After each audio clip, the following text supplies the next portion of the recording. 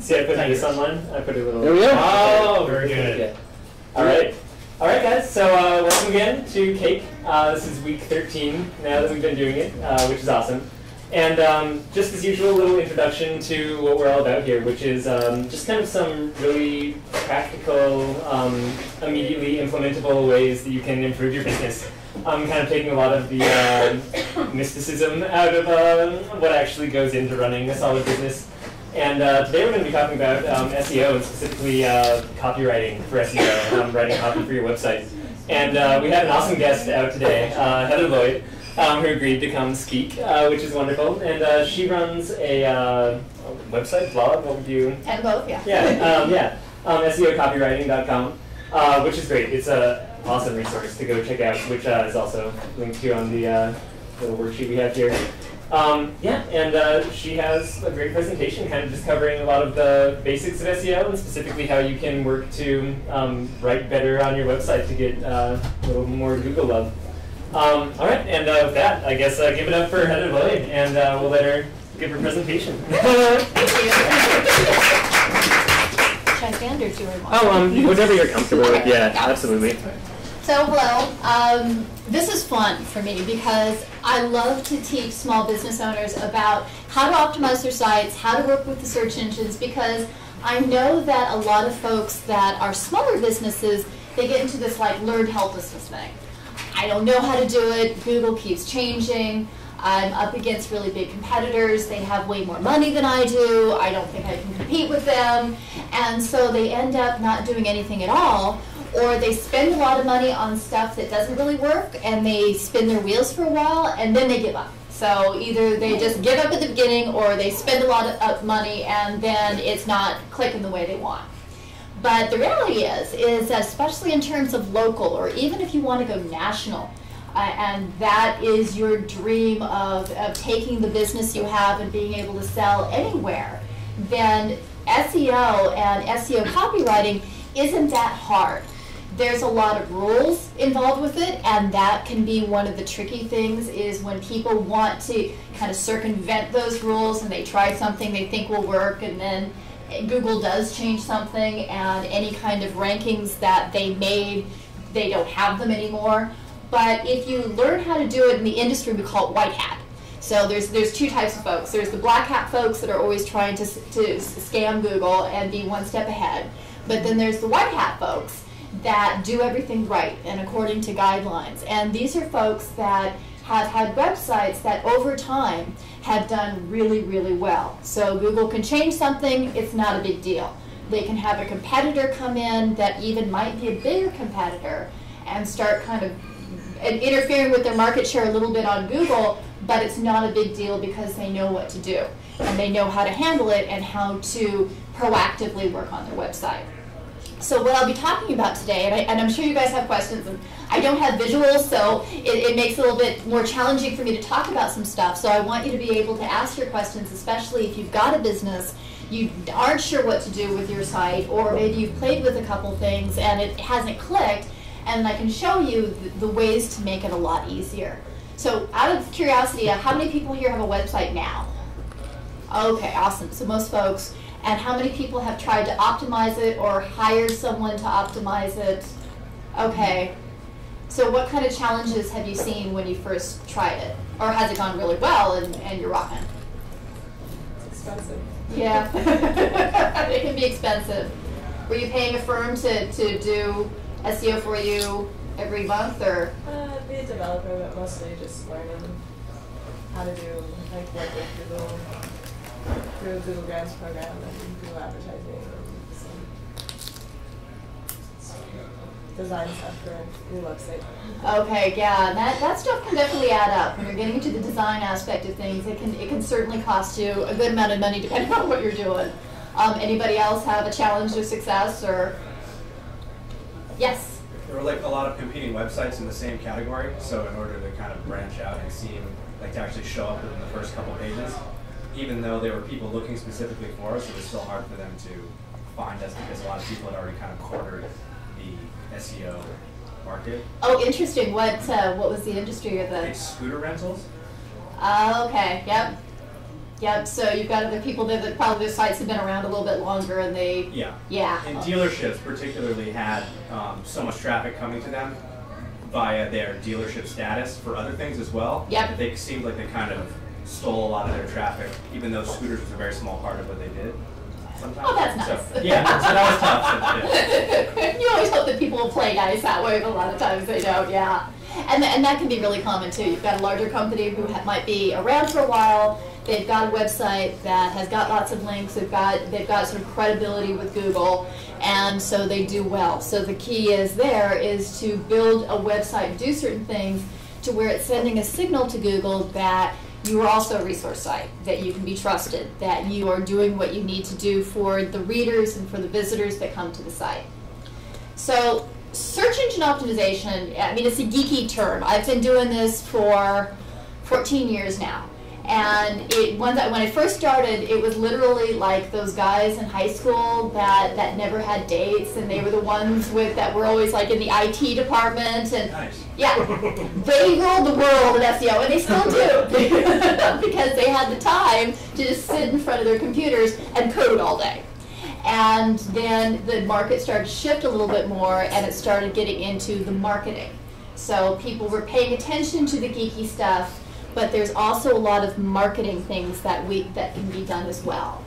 So what helps you get a good ranking on Google, and this is universal for Google, Bing as well. Some people still pay attention to Yahoo, and I'm so sad, Yahoo used to be cool, is three main elements. The first one is how your site is built. So it's the actual design of the site. The second element is the content. And I know you guys had a copywriting talk not too long ago. And so this will build on that, because everything you learned in the copywriting talk was spot on about calls to action and benefit statements and making people want to just do anything to be able to see your website or go to your business. But there's also these things to add in called key phrases, which is when we know how people are searching for your site, to make sure those words are woven into the copy so Google knows that your site is about water pitchers and thank you for that, and your readers, when they're skimming the copy, it knows that the copy is relevant for water pitchers. And the third thing are hyperlinks. So those are the links that are leading to your site, as well as the link structure in your site. So when you have, you say your home page, and then you link to a product page or you link to a services page, what you put in that link can help you get a better search engine ranking. So rather than saying click here, is click here to learn about our water pitchers, and water pitchers would be your key phrase that when the search engine saw that, they would say, okay, so this destination page is about water pitchers, got it. So now we can figure out what this page is about. So with the design of the site, it can be, there's a lot of ways you can do it. You can build your site yourself. A lot of folks choose to do that because it's cheap. You know, especially when you're first starting out, it is an easy way to do it. It costs you mostly time. You can get, say, WordPress. A lot of folks, even SEO experts out there, their sites are built on WordPress. So WordPress is basically a blogging software, blogging platform that you can turn into making it look like a regular website. And you can get what's called themes that are basically the design. So it's something that you can have someone design the theme for you, or you can purchase a theme, or sometimes you can get one for free, depending on what your needs are. So that is a really good way to go if you need to do it yourself, is to look at something like WordPress. Joomla is another one that can work. Some people hate Joomla, some people love Joomla, yeah, exactly. Everyone has their preference. I know a lot of folks just sort of default into WordPress because it can be really user-friendly. And so that's one way you can do it to make it work and to make it happen. What some people will do is they will go to build your own site, like off of Wix, W-I-X. And it's free software. A lot of times it has lots of really pretty bells and whistles. But one thing to be aware of the free sites that have a lot of pretty bells and whistles, especially if they have lots of graphics, lots of flash animations, so you've got things that are swirling around the site. It looks awesome, but sometimes those sites don't do anything for search results. So they are the most miserable things for Google or Bing or whoever to come and get, because what will happen is, and this is the way to tell, if you look at those sites and you start clicking on the links off of a Wix site or a free site that tends to be mostly graphics like that, what you'll see if you're looking at the domain name bar up above the screen, the domain name never changes. So it might be, say, cakepdx.com, and no matter what link you click on, what appears in your screen is different, but the domain name is still cakepdx.com. So for the search engines, how they're looking at it is that that's not a multiple page site. That's just one page, because you're not getting cakepdx.com/about or /FAQ or /meetings, these things that we're used to seeing when we click onto other sites. It might not seem like such a big deal to have that kind of issue, but what ends up happening is that when you have like one page site like that, according to the search engines, even if on the user side you can tell that there's multiple pages, is the search engines will see that one page and say, this isn't a resource, it's a one-page site, it's competing with other sites that are older that might have 3, 4, 10, 100 pages, so it's never going to rank. So all that work and time and sweat that you put into building your site on Wix, and they try to make it as easy as possible, is for kind of nothing. It's a pretty site that works for your immediate users, but as far as getting any tractions with the search engines, it doesn't help you, which is kind of sad, because a lot of people, they don't know what they don't know, and they do it. Now the flip side of that is hiring someone, which someone mentioned that that went that route. And that can be a really good way to just get it out of your hands, especially since we're all busy, we all run our own businesses. Building a website might not be our thing. You know, for me, I'm a word chick. You put me in front of a design and I would do horrible things to the design. So I've always outsourced that out. The challenge, though, is that, you know, it costs money. You know, there are some designers that are less expensive, that are pretty good, but you kind of have to know someone who knows someone who trusts someone to have that contact. The second thing is that a lot of designers are really good at design, but they don't know anything about SEO. Or they think they know about SEO, but then they think they know what could be better than what Google wants. And so they do all this stuff that looks awesome for the design. It's pretty, you're shaking your head, so that sounds like something you went through. It's awesome for the design and it looks gorgeous. And when Google comes to it, they're like, yeah, we can't do anything with this. This is not going to work. Is that what happened with your site? I've encountered that. Oh, I'm sorry. And that's hard too, because you've just paid someone a lot of money and you trusted them, and you didn't know that they didn't know. And sometimes they don't know and they think they do, so they make honest mistakes. Sometimes they misrepresent themselves and they say that they're an expert and they really don't know anything at all. So it's something to definitely check when you're talking to folks about, you know, if you want to hire a designer, how much do you know about SEO? And we can talk about if that's something that you guys want to do in the discussion of like what questions to ask. Because there's certain questions that you can start asking those folks just to get an idea of, do you really know what you're talking about, or are you just pretending to know what you're talking about and I shouldn't trust you with my money quite yet? You know, it's not saying that they couldn't do a rockin' job with design, it just might be for the back-end code, it might not be the best. So, for example, if a designer is coming to you and saying, I've got this great idea, your home page can be this really pretty graphic. no words. And it could just stream in, and then it could have like this flash animation and say enter here, and then you enter into the main part of the site. And they start talking about, anytime a designer talks about the experience of your website, then you need to run, because that usually means it's bad for Google. And they mean well, because again, it looks cool. But when you have that one page where it says nothing, that's like going into a library and picking up a book and looking at the title page and it says nothing. You don't know what it's about.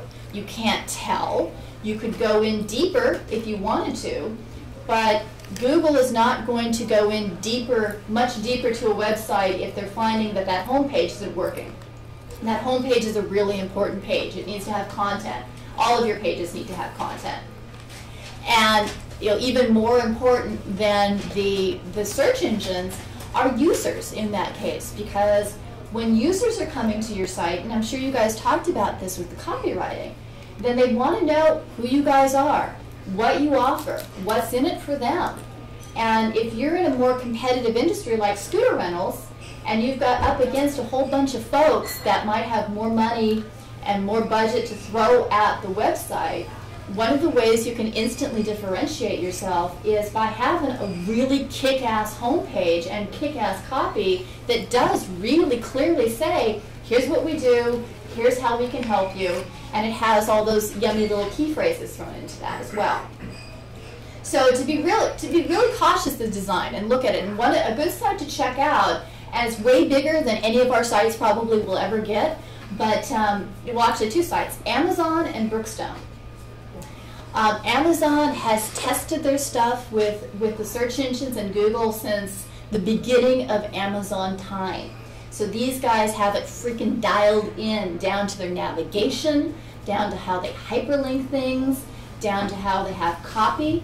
And you'll see that, like when they are pushing the Kindle Fire, for example, it's not just one page on the Kindle Fire, it's multiple pages on the Kindle Fire talking about different aspects of it, or testimonials or tech specs or whatever. They do a really, really good job. And they get a lot of Google juice accordingly. I mean, they're a big site and a lot of people link to them, or they've been around for a while, but it's also because they've done a good job. Brookstone is, and it's brookstone.com, is another example. And these are folks that early on, long before anybody really cared about the content, they were just, because it was Brookstone and they were big and figured that everyone would come to their site anyway. These guys hired copywriters and hired SEO experts to come in and help them build out their sites. So if you're looking at their product pages, they've got video, and Google loves video. You're in a competitive marketplace, video. Go on YouTube and build out a YouTube channel, because since Google owns YouTube, a lot of those videos will appear in the search results maybe even before the regular search results.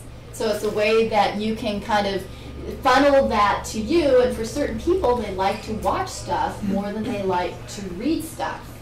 You should probably have both the video and the content on your site, but it's a way you can compete.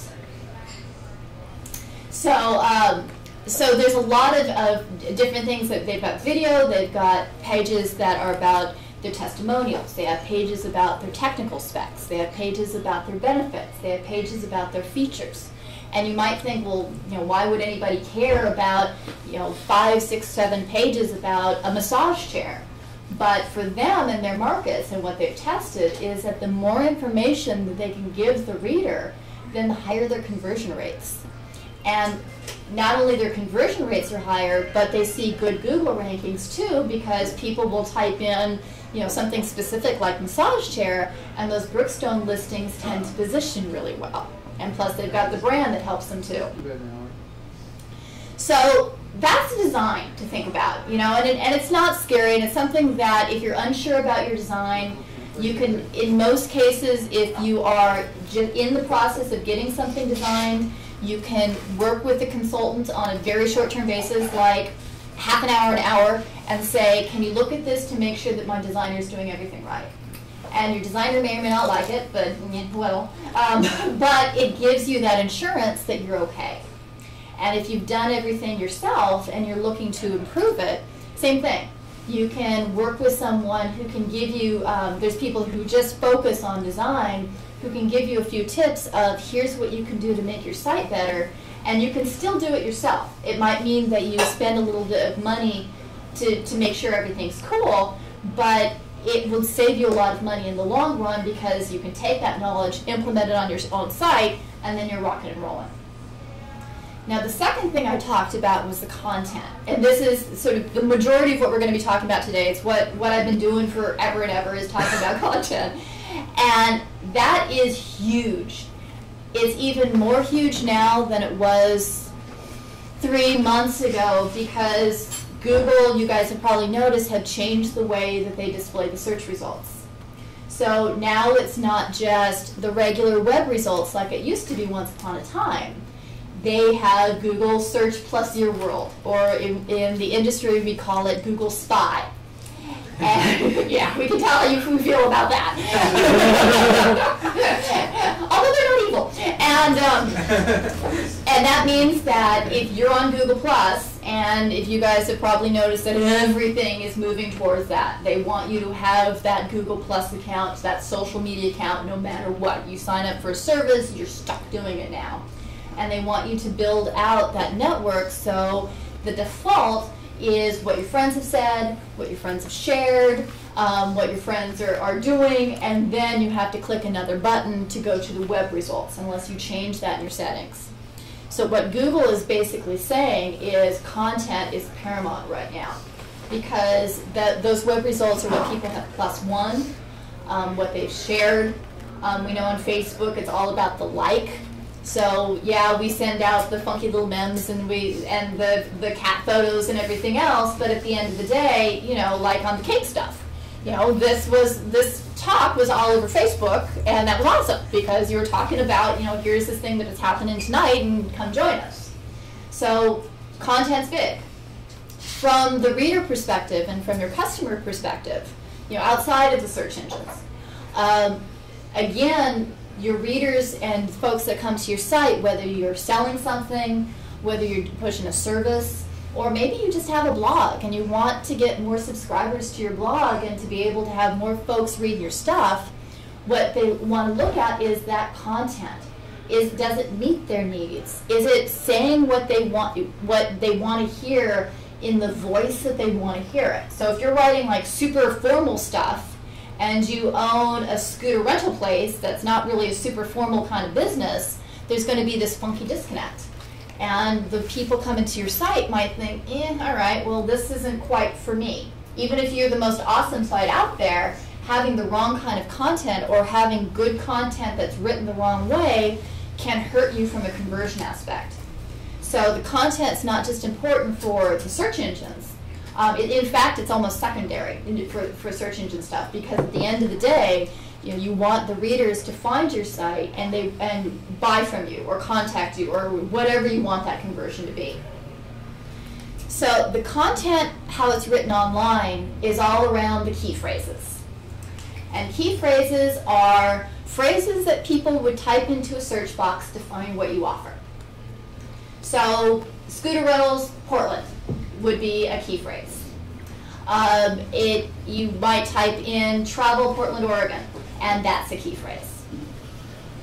What a lot of people, when they're first learning how to do this, the easy mistake that they make is they think in terms of a single word. Travel. You know, I want to be number one for the word travel. I want to be number one for the word restaurant. You know, and they have these really cool, lofty goals. And at this point, unless you're in this really highly technical industry where that keyword, that single word, is something that no one else would know unless you're in a highly technical industry, like it's a highly technical part number where it can work like that, then most people, how they search, are in 2 to 3 to 4 word phrases. And that's what we do for our own stuff too. So if you ever paid attention to how you're searching online, you're probably typing stuff in. You know, maybe you try a 2-word search, and you check out the results, and this is all happening really fast. You know, you instantly check those results, and then you back out of them if they're not relevant, and you try another search. And Google has tried to make it so easy for you in that even now that they've got what's called Google Instant, which you guys have probably seen, where you type in words in the search box and it drops down, yeah, okay, and it says, well, what about this, and what about that, and what about this other phrase that's related? And so what Google is trying to do is it's trying to filter you into other more specific searches that are relevant to your primary search. So everything you do at the beginning revolves around how are people searching for you. And most people don't know. You know, we might have ideas, we might think we know, and sometimes we're right, and most of the times we know this much, and people are actually searching for us like this. So, for example, I did a keyword search for float, and I came up with, Graham had given me a few words to go by, and I came up with a few words of my own that I typed in, and I thought, all right, well, let's just see how this works. And when I did the research, what did we end up coming up with? You mean total for like yeah. keywords? I mean like 6 pages worth of like yeah, it's like this huge long scrolling Excel doc. Easily like I don't know, a couple hundred, yeah. Yeah. It's like I actually thought of more than I did my phone. And that's probably what you'll find for your guys' site as well. So the tool to use is Google has made it easy for us to make this happen. And there's the Google keyword or AdWords keyword research tool. And if I don't have the domain, I think it might be on the sheet and with the bit.ly link or the shortened link. And what that allows you to do is Google has taken all this search data, this aggregate search data, and so when you type in something like flotation tank, it will give you a list of words that are relevant to the word flotation tank, like flotation tank, flotation tanks, float tanks, float. And it'll give you words like that. And it will also give you all sorts of related words that aren't directly related to the word float. So it might go into sensory deprivation was one of the words. So Google is able to extrapolate that when you're talking about flotation tanks, that there's all these other words, sensory deprivation, REST, the acronym REST was another one, the isolation tanks, all of these other phrases that are just as relevant that people are searching on. And it will actually even give you data of here's how many people are searching for it locally in the last month. So you have an idea of this is a really rockin' key phrase because a lot of people are searching for it, or the only person who ever looks for this key phrase is me, and nobody searches on it, and so this isn't good to have on the site. So what you can do when you're going through this phase, and this is something that it takes a while, there's no easy, quick way to do it. It's something that you can do here and there when you have time, type some stuff in, see the results, make it like a big Excel document that lists all of the words that are good, it will take you some time to come up with sort of a general brainstorm list. So what I tell people is make a list of everything that you think might be relevant. There's no wrong answer, you don't know, just make a list. You can also start doing searches on Google and say, all right, so flotation tanks, let's do a search to see what comes up. And if everything that came up wasn't relevant, so it was maybe talking about swimming pools and not isolation float tanks, then you would know that that probably wasn't the best kind of key phrase to use. So if you were selling swimming pools, it would be awesome. But for what you guys would do if you were working with flotation tanks, it wouldn't be the best one. So you've got this big old list of just brainstorm stuff. And you can check competing sites and see if they're using certain words more than others and put that on your list. You can ask friends and family if you were trying to search for my business, what would you search for, or what would you search for on this product. Then you can take that information and feed it into that Google keyword research tool, and then you'll get the monster list. And some of those results on the monster list won't be relevant. It'll be like, yeah, I don't know where they came up with that, that's not going to work. But there's going to be others there that are going to be relevant, that are going to be really, really good for your site. It might not mean that you can use it right away. Like if you've got a 10-page site and if you have 500 keywords, you probably can't put them all on your site right now. but you know what the opportunity is, that you can build out other content like sales pages or blog pages, or Google is changing how they display questions now. This just happened. So if you have like an FAQ page on your site about what you offer or one of your products or one of your services, there's a possibility that that page can position higher in Google now because they want to be able to give those answers on the search results page. So the key is, once you have that monster list and you're looking at your web pages, is something that the geeks call keyword mapping, where you're choosing 2 to 3 related key phrases and you're matching them for a page. So again, looking at scooter rentals. So it might be that you have a page that talks about why rent a scooter. And there might be some key phrases there that might be why rent a scooter, or why should scooters, or why rent a scooter, or scooter rental questions. Those might be key phrases that you found from the research.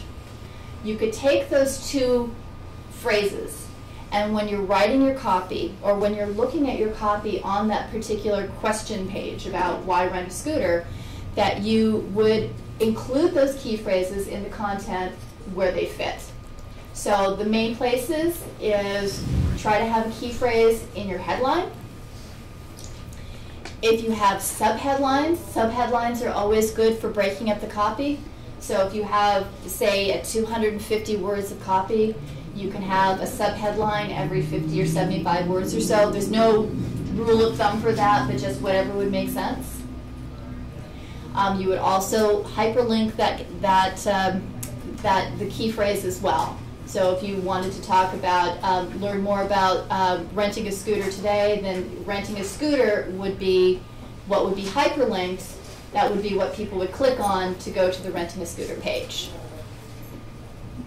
So it sounds easy. It actually is easy.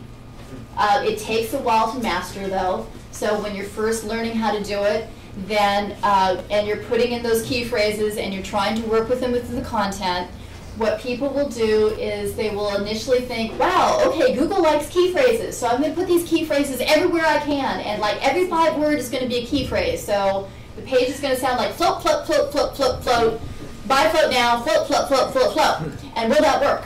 And it won't work.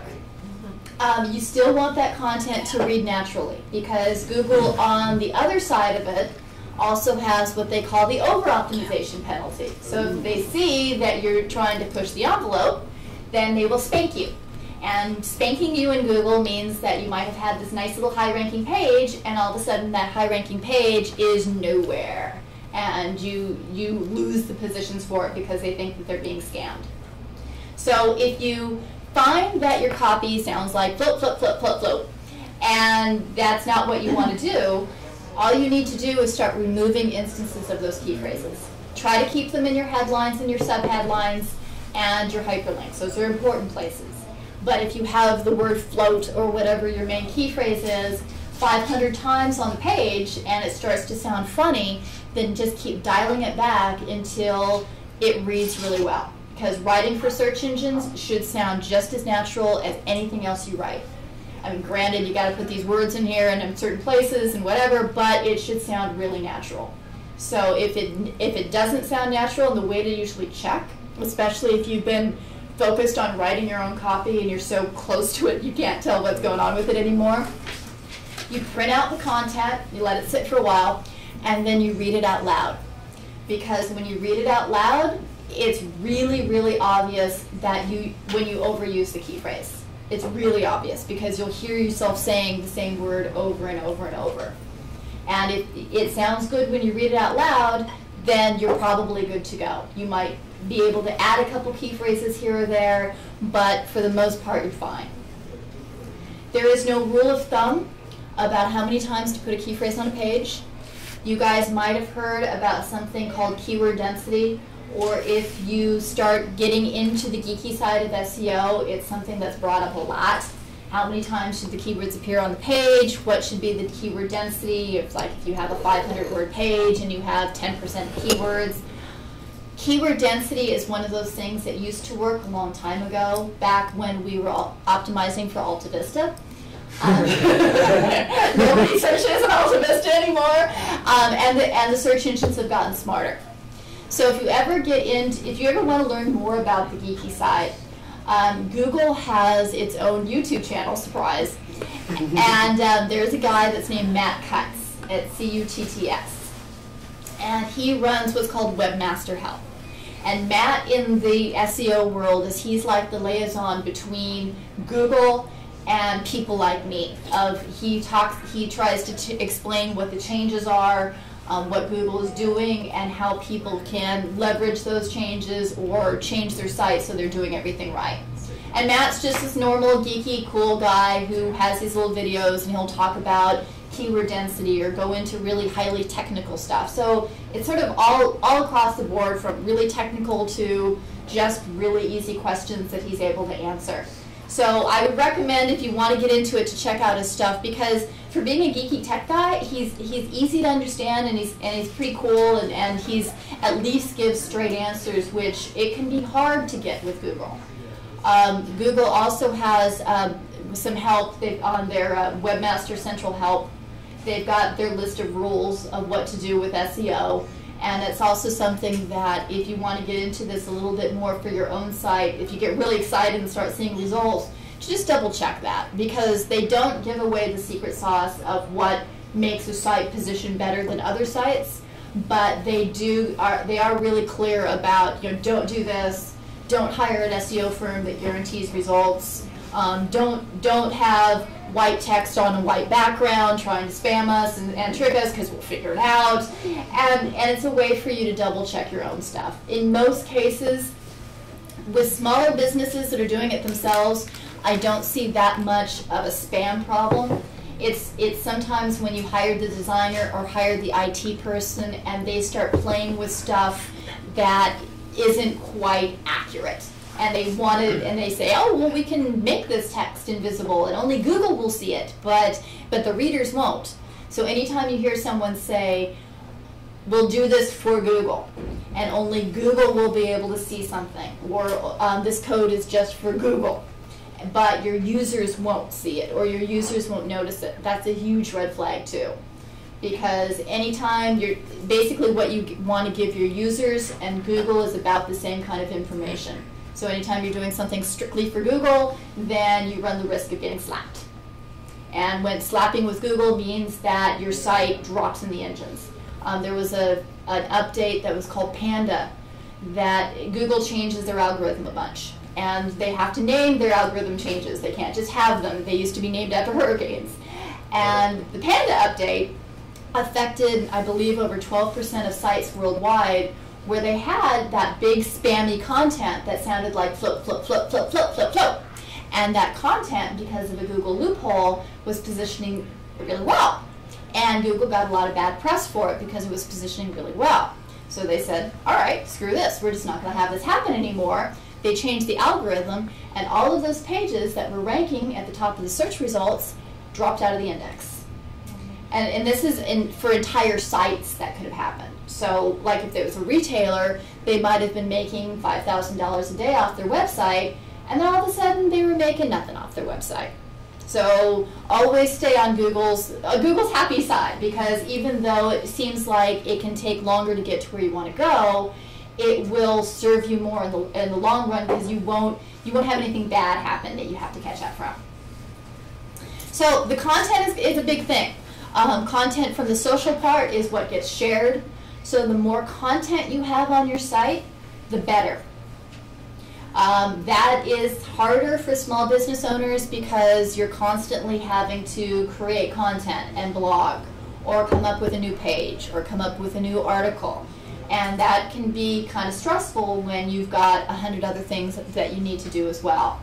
But even if you can look at every month trying to kick out maybe 4 new pages, like 4 new blog posts if you have a blog on your site, or a couple new articles, or anything that changes up your site that shows that it's a resource. That's a really important thing with Google, because that will definitely get you a lot of juice. If you're working with the local market specifically and you don't care about national stuff, you just want to be able to get Portland business, then also know that to have your address on the site, usually in the footer and in a contact us form. A lot of people don't do that, which is strange. They'll have a website and they don't tell people where they're located. And also to know that Portland, Oregon is a key phrase. Yes? What do you suggest for like businesses that are like someone who would go to locations rather than having a physical address, like a contractor or electricity? You can still have Portland, Oregon, or wherever you're located. Or just like keep emphasizing Portland then? Yeah, so you can keep emphasizing Portland. Would you recommend like a PO box, having that up, and For or like a something? home address, or? You can have your home address. You can have a PO box or something.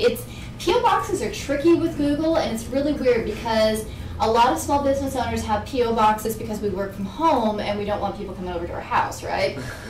But Google, for their places page, and that's a little bit different, so the things that are coming up in the maps, they don't typically dig the whole PO box home business thing. They'll go back and forth on if that's okay, because they're not sure if those businesses are real businesses or not. So what if you have like a Regis office where you only buy an address? You know, like the downtown they have. That works. Okay, it's like $40 a month, and you can have an address in an office complex downtown. Yeah, that'll work. If you have a PO box, it doesn't look like a PO box. Like mine is Willamette Drive, number 325. As long as it's big. So it doesn't look like it's a PO box to Google. It looks like a regular suite address or other type of address. They're not going to look into it that closely. They'll call you to verify the listing, but that ain't no big thing. But it's funky how Google treats home businesses or consultant businesses, because when they originally built places, it was for physical. They want people to be able to go there. So what you do on your website actually also affects how things are in your Google Place page. So it's sort of a double whammy, is that Google is expecting your website to be really good and tight and wired and have good content, make sure your address is there, that everything is trustworthy, the key phrases are represented, and then when you have that kind of good site and you've got those rankings, reviews to back that up, and specifically in Google's world, the Google reviews, although they will aggregate from Yelp and from City Search and everything else, those are the things that will help you get good search results in the Google Places. So it will help, and if you're local, that's a big money maker for you, because there's so many businesses out there. I was doing something for veterinarians, and in Portland there's got to be like 50 vet offices all over the place. And what was getting them the juice on those Google Place pages were the quality of their reviews, and then Google was pulling information from their website to appear in those little snippets that they give you that you click on to go to that actual place page. I recommend too that if you've got a local business that you wanted to push on places, to read the instructions on places, do everything to the letter that they tell you to do. Upload every photo you could possibly upload. I can't remember how many they give you, but upload them all. If you got video, upload the video. If you don't got video, make video. Be careful about how you choose the categories. Know your key phrases. Do everything right, because here's the challenge with Google Places, is that because it's free and there's no support for Google Places, that if anything goes wrong and you've made a mistake, which a gazillion business owners do because you're doing it fast and you don't know the details or the rules, that Google might just say, all right, this is how it's going to be, and they don't change it right away.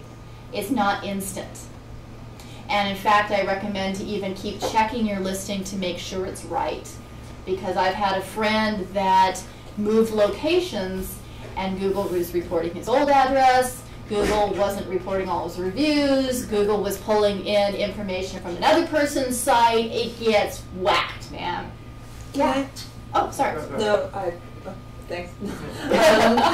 So I had someone come into my shop maybe a month ago who's a Google photographer who said, for $200, I'll take pictures of your business. And my business operates in a room. You know what I mean? Like, I'm 1,100 square feet. It's not, I was like, well, I've uploaded the amount of pictures that I can upload. So really, what's the difference between my photos of my shop versus the $200 Google photographer? photos of my shop. Probably not a lot. Yeah. Yeah, it's probably just Google is working with folks that He do was, that. I think I know who you're talking about, because you walked by our shop too. I think Yeah. he meant an actual 360 panorama shot. Ah, yeah, okay. Yeah, but he was very much like, I'm a Google photographer. Like, was wearing like a little Google jacket. Oh, wow. Like a couple months ago. Yeah. Yeah, so I was really curious if like that was gonna help anything. He said Google started hiring independent photographers in Yeah. town Yeah. to run that project because they just couldn't keep up doing all the businesses. Yeah. Yeah. So he was an independent photographer. I think I have this guy's phone number. I mean, Yeah, I was photographer really that curious people as hired to if that would to go around change and take those anything. panorama shots for people if they wanted.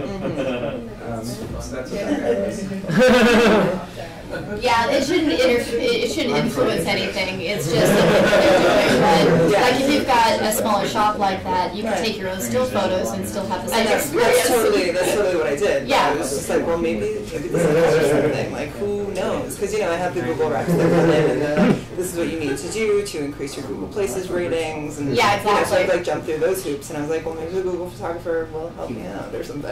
Yeah, and that's it where it gets kind of tricky is that Google has a lot of representatives, and Google really does try to help small businesses. It really, really does. And the thing to remember though is that if the reps are coming in to help you, they're there to help you, but there's nothing you can do or the reps can do to influence your listening. So it might be that the reps start pushing you towards a pay-per-click.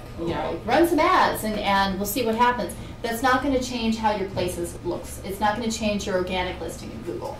And people don't know. They figure the more I get in with Google, maybe that'll help me and I'll get better rankings, but it really doesn't change anything like that. It's just another way that Google is trying to promote the small business and maybe monetize themselves, but it's not going to necessarily help you all that much.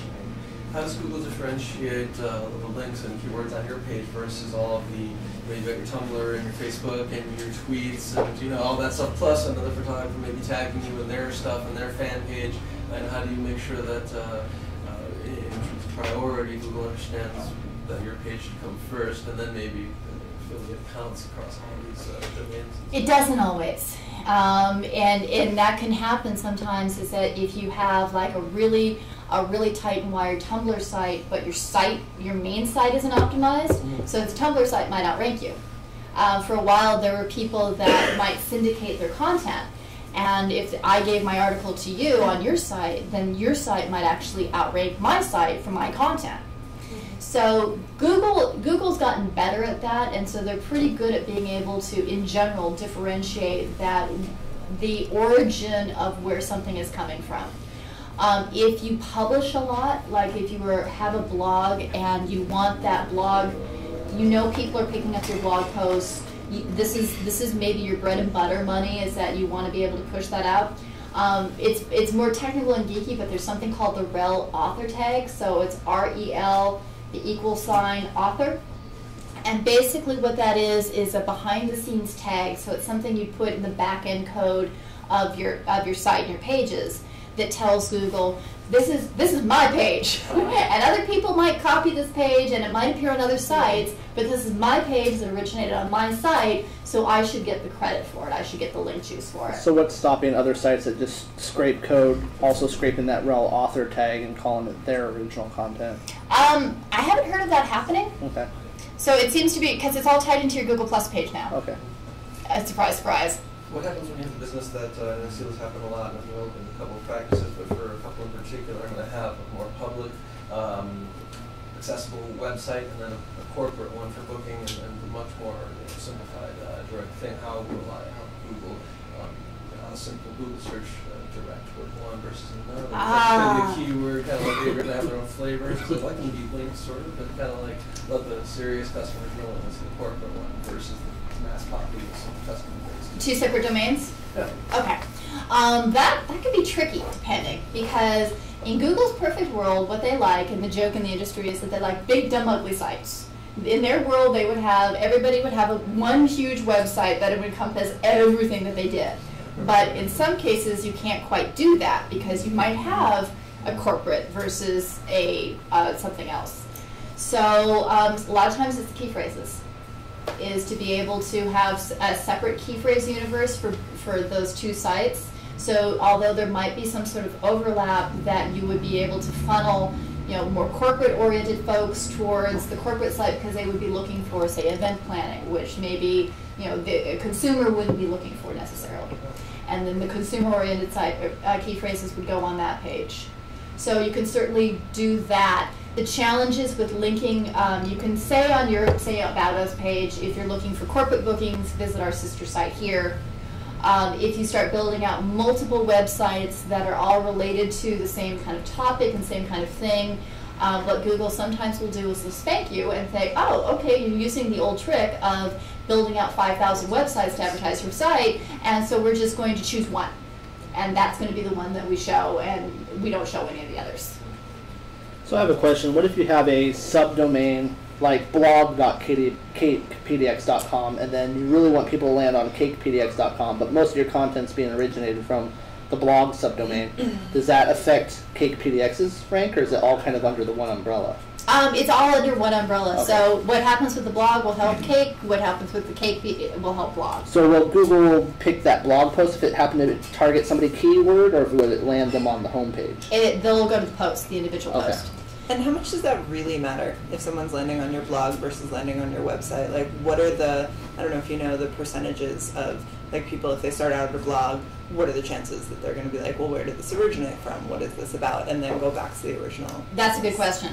Where that is, it kind of goes back to old school copywriting and conversion theory of the sales funnel. So when you get into the key phrases, and I can spend like days talking about this, man. When you get into the key phrases, what you'll probably notice is that they're going to kind of group themselves in certain ways. And so there might be people that are going to be on a conversion funnel right here at the very tippy top of the pyramid. These are the folks that want to buy. So there might be buy and then specifically what it is you offer. Buy scooter, buy whatever. And then down below at the bottom, these are the folks that they don't know what they're looking for yet. They're typing in general kinds of key phrases, say just scooter. They're looking to see what they can find. That middle part of the pyramid is the sweet spot. Those are folks that are in a research phase. They're looking for information. They're starting to cull down their resources and say, all right, so I want to find information on X. So I'm just going to keep doing different kinds of keyword searches, and we do it like if we're looking for a digital camera. So first we type digital camera, we start reading some reviews. Then we might narrow it down to 3 or 4 digital cameras, type in the reviews for that. Then we might narrow it down to 1 or 2 and start comparing, and then we're ready to buy. So when people land on a blog post, you might find that these are folks that are in that research phase. They're just kind of getting to know you. They find something on the blog post that's kind of interesting, and so that's where they initially check you out. Where a lot of businesses lose opportunity is they figure, oh, if someone's looking at my blog, they're not interested in buying from me. And they might not be at that very, very second, but it's also a lot of folks will remember those blog posts and they might go back to that post and then click into the main site. So I call it to not ever write what's called a dead end page, which is a blog post, an article, an FAQ page, an information type of page for resources that doesn't have some sort of link that gets people to how you make your money. You don't have to do it in a heavy-handed way. You don't have to be like, hey, come visit here and learn more about float. Damn it, come float, float. You don't have to do it like that. But even just for more information about visit, and then click in, use your key phrase. So for more information about flotation tanks, here's a FAQ article about it.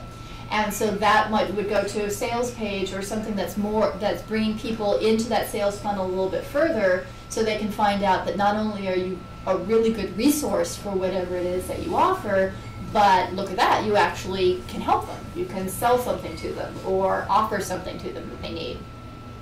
So if you ever get into your analytics, Google has the free analytics that you can use, and you might need a designer or a programmer to insert the code. It's not hard, but it's geeky. Or you can do it yourself. What the analytics will show you is even how people are searching around your site, what pages they're entering in, what key phrases they're using, kind of. Google doesn't show all of that information unless you pay them money. If you pay them money on pay-per-click, they show you all the information you ever want to see. For organic, not so much. And it'll show you things like even how long people are staying on page. Did they, what's called a bounce rate? Did they hit a page, say your home page, and immediately leave that home page and bounce out of your site? And so when you have that kind of information, you can start structuring like, hey, I've got this blog post that I wrote, and people are leaving the blog post as soon as they finish reading it, and you can tell, you know, they spent 2 minutes reading it, so you can tell they've actually read it, and you can start deciphering what's wrong with this page. Is it that I don't have a call to action on the page? And that would help people funnel into the site and they would actually buy from me, or at least contact me for information. Is the page written in a way that's so copy dense? Like, and we've seen those like those really long scrolling sales pages that nobody ever reads online. Is it so hard to read that people miss it, and so they skim it really quickly and then they bounce out of the site because of that? So you can get into those analytics, and it takes a while, and it's kind of overwhelming, and they try to make it as user-friendly as possible, but when you're first learning, it's hard to go into it. But you can find out a lot about how you can improve your site just by the behavior of the folks that are on your site. So you might find that you have this key phrase that you thought was a killer key phrase. And then you can actually track how people are moving around your site to conversion. So did they fill out a contact us form? Did they make a purchase?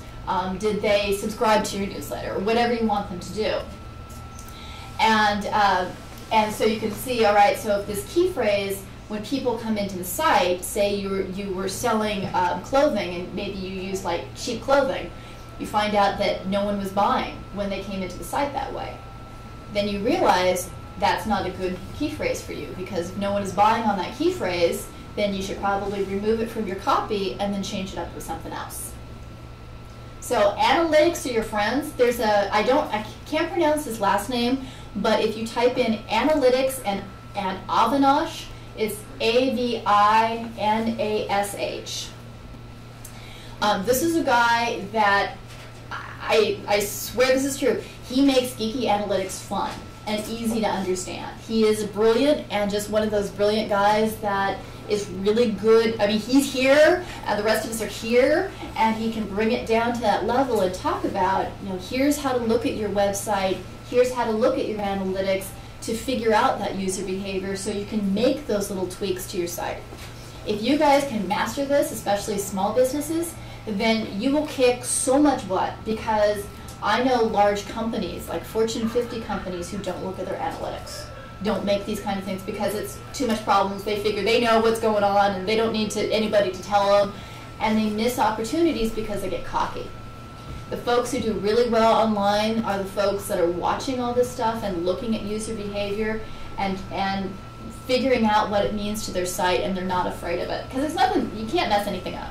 It's just a learning curve and stuff and new terms to learn. But once you figure that out, you're good. Yeah?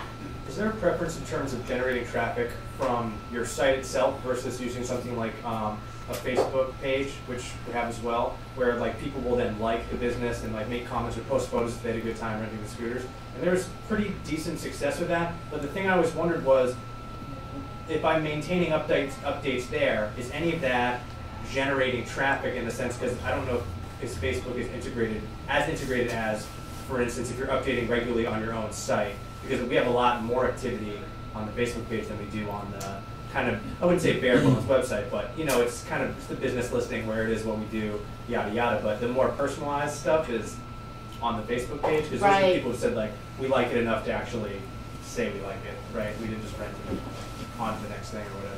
Yeah, and really quick, this will probably be the last question we take before break, okay. Unless you had anything else you wanted to cover in the, okay. Awesome. Yeah, so go ahead. That's actually a good thing. So it's ideally you have traffic coming in from all sorts of sources. So not just Google searches, but you might find, and Google will show that in the analytics as well. So for me, I've got a Facebook page, a LinkedIn page or LinkedIn site, Twitter, oh geez, what else do I have? A Google Plus page. I mean, I have to kind of do all of it because it's what I do. And I thought, seriously, that nobody cared about my Facebook page and nobody cared about my YouTube videos. I was doing that with grit and teeth every single week because I figured no one really cared. And then I checked the analytics and found out that my number 1 and number 2 traffic refers were from Facebook and YouTube. So it's definitely something to try on your own site, because traffic's traffic, and it doesn't make a difference. It's good to rely on Google. You know, it's nice to work with them. But if you can get multiple places that you can have your presence out there and build those audiences, and I know it's a pain in the ass, and I know it takes a lot of time, but if you can do that, start tracking those results, and then you can find out, like, if you're getting a lot of business through Facebook or traffic through Facebook, you can run those promotions and you can give the Facebook folks more love because you know that it's a really important thing to do. Newsletters are another thing that a lot of businesses forget about, is that it's not a search engine link, but if you have a newsletter that you kick out every week or every month, and instead of having a whole article in your newsletter, you just have the little abstract of, you know, learn more about X, and then you have that link that goes back to your blog, then not only is it a great way to get people to keep going back to your site through that newsletter, but what your site doesn't do, but a newsletter will, is that newsletter is a captive audience that you can sell to or you can promote to. So you will find out that your newsletter is, if you want to launch a new product or launch a new service or announce something really cool, you might get a lot more traction off of your newsletter than you do in other sources. So it's definitely something to consider trying if you've got time. So would you say it's a good practice to, let's say, if you want to give an update to your client base, so that we have this great thing going on, blah, blah, blah, you write a blog about it and then share that blog on Facebook, so you will get some links back to your web page through Facebook by people clicking on that link. Exactly, yeah. Okay. You'll get that traction. Okay, I think that's going to be it for now. Yeah, absolutely. Great, and we'll take just a little 5 or 10 minute break, and then come back and probably do a little vote, actually, between whether just to do a nice Q&A session or whether to take someone's website and actually workshop it and kind of tear it apart a little bit.